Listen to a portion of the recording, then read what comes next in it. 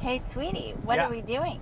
We are going to the Flabob Airport, which I just recently discovered is a thing, and we're finally going to get the helicopter back. The R-44 has had its annual inspection. They did a bunch of work on it, and now we get to fly it home. Ooh. Assuming I get through this gate. I believe in you, baby. It's like a magic.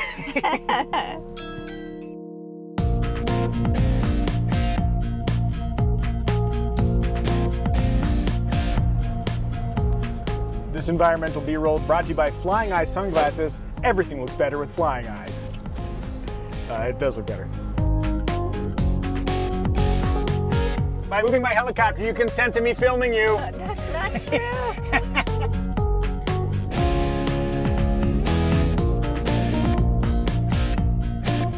If you've been following our adventures, we bought this Robinson R-44 back in May. We flew it home from Texas.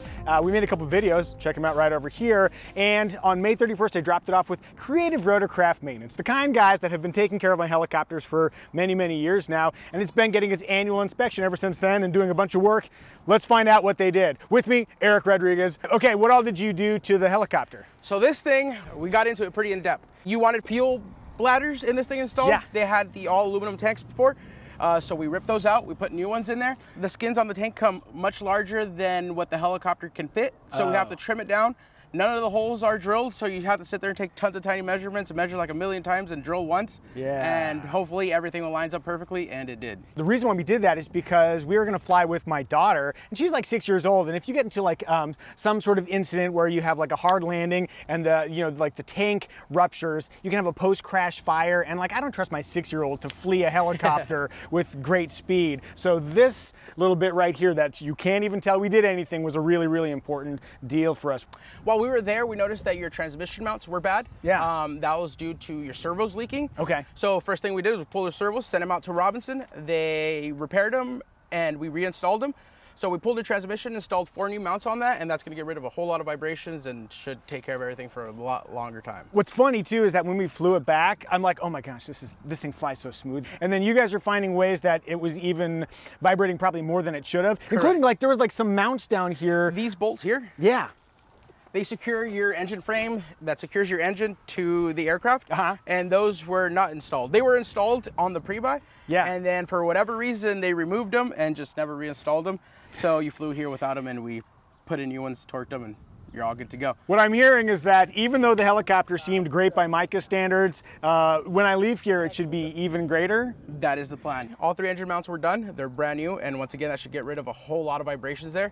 We balanced your fan, we balanced your tail, and we balanced your head. Oh, really? So it should take care of a lot of vibrations. It should be a lot smoother now. The plan is once it leaves is hopefully not to see you. I mean, don't get me wrong, we like you, we love you, but the plan is not to see you to the next annual or 100 hour. I can't help but take that personally. So everything is like been gone over, all the normal maintenance stuff for the annual has been taken care of. Correct, so we did your normal annual compressions, mag timing, all that good stuff, and everything is all good now. And then a couple of things that were personal requests and then just like kind of customization and aesthetic stuff. So on the inside, you updated, you kind of fixed some of the interior things, right? Correct. So on the pre-buy, we noticed that your interior here was sagging. Yeah. So when we had to pull it off for the fuel tanks anyway, so we went ahead and installed a brand new one from Robinson. Yeah. And then while we were there, we know you like to do your video shoots, so we installed a bunch of USBs in all these other places, along with your bar up front that you requested. One of the things I really wanted was this console bar, and the reason being that having just a suction mount here on the bubble with my iPad, it's always kind of a janky solution and it vibrates and that kind of stuff. So now there's this console bar with this 1.5-inch RAM mount, and there's an arm that can go here, and then I can have my iPad mount right here. I can put my phone over here. I've got a place here for the ADS-B receiver. So there's all this convenient stuff, and there's power outlets right here. It's all so super convenient. Other stuff too, like I think the friction works now. Correct. The friction didn't work previously for the collective. And then also the low RPM horn did not work. And we put a new one in. And there's a new one in there now. The light worked previously, and I never had a light in the Enstrom, so that always felt like, oh, I'm already ahead of the game. But yeah, having that warning for low RPM is good. And then I guess maybe the last thing is the ground handling wheels. I was going to bring those up. Tell me about them. Oh man, those are probably the best ground handling wheels you could possibly have for concrete or blacktop. Yeah, why? The helicopter pretty much just rolls itself. You have to stop it from rolling.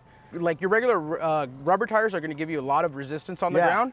These are they just roll right over anything. Well, the thing I notice is every time I try and move a helicopter, whether it's Enstrom or this one, the tires are always low. Correct. And so, like, having zero inflation issue, even with this demands, I have to try and move it now. Okay. I was just going to say, you have to roll it. Okay. You've actually never done this part before? I mean, not like competently. So where am I holding? I like to go arm over. Arm over. Down here, lower Down is a here. little better, gives you more leverage. Okay. Right there, perfect. Okay. And then I should be able to move it? Yeah, you go forward.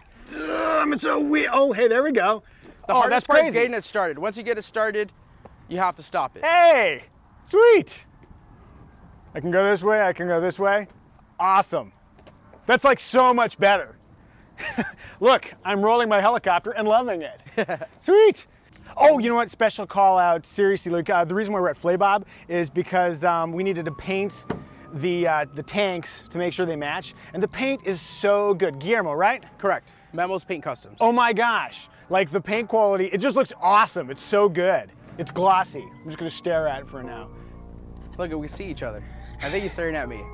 So the helicopter has CRM's blessing. You guys have gone over it. I trust you guys implicitly with my life and the lives of my wife and child. No pressure, but the helicopter's in great shape. So the next thing that we're going to do, we're gonna go have some family adventures. I'm gonna take this thing back to San Bernardino International. The next video you see is gonna be us going and having some family fun. Thank you for joining us for the journey. Excuse me now, I'm gonna go fly my helicopter.